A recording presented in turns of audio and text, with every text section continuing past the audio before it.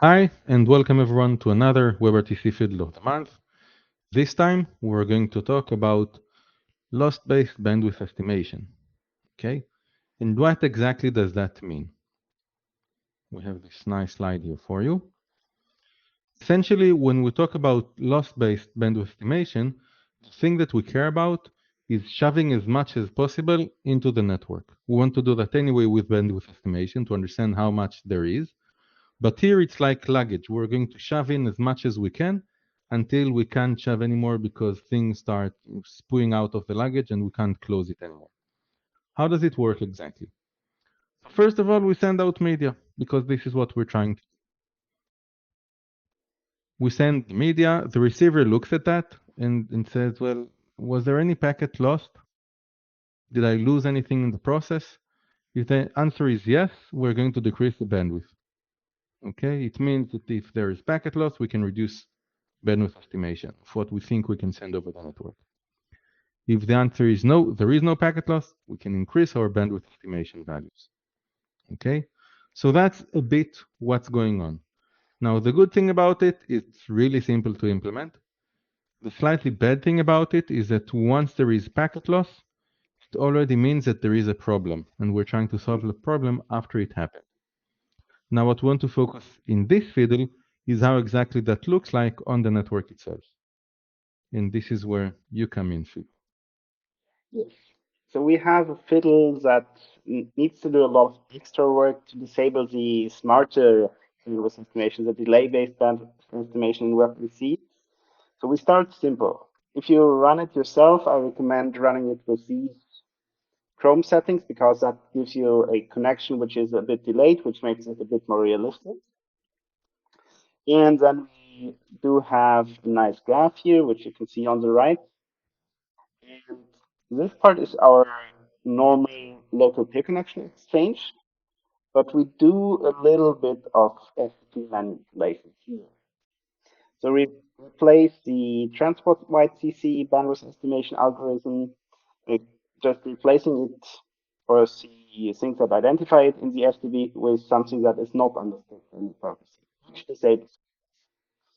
Mhm. So this removes the header extension in the RTCP feedback for transport CC. This removes the feedback for REMB, the other bandwidth estimation mechanism in libRTC, and this removes two header extensions that are used for REMB.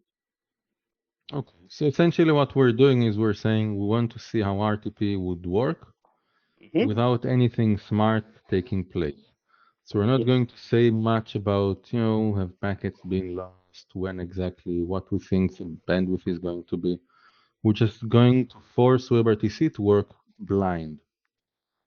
Well, not blind. It is still getting the RTCP feedback about the loss, and that's what Hmm. we're making it focus on.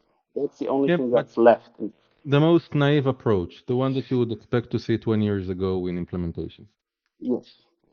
And Okay. if you actually look at the libRTC implementation, we're hitting a code base which has been not Mhm. maintained for 10 years. Okay. So if we run it, you can see here that we start at 300 kilobits per second estimate, and then it increases. You see, well, now it doesn't increase, now it increases again. You can see it increases exponentially. I think it's roughly 8% per iteration. You can see it goes up slowly, it starts going up more steeply, but the factor by which it increases is always around 8. And one of the other tools you can use to look at this is the WebRTC internal event log dump. And I have an importer for that, and I did this fiddle with a graph always a dump from it, and we can see it shows things like loss-based update and delay-based updates. And we can see that this starts at 300 kilobits per second, and then it slowly updates in a stepwise fashion. So it always increases 8%, 8%, 8%, and so on. And usually when you use WebRTC, you also have the delay-based updates, but since we disabled all the delay-based stuff in this fiddle, we don't see that. Okay. And one of the interesting things we found here is that even though we don't negotiate REMB, the remote bandwidth estimator in WebRTC, it is still being sent by the remote, which is a bug. That nobody cares about, because why would you disable it? Yes. I mean, it doesn't hurt because it is giving you roughly the same values as you get from the other side. It caps at a different point, but it works. And this bandwidth estimation mechanism is really primitive compared to what you have with a more modern transport CC and delay. Okay.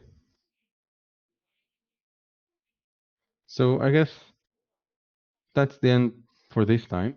And see you next time in WebRTC Fiddle of the Month.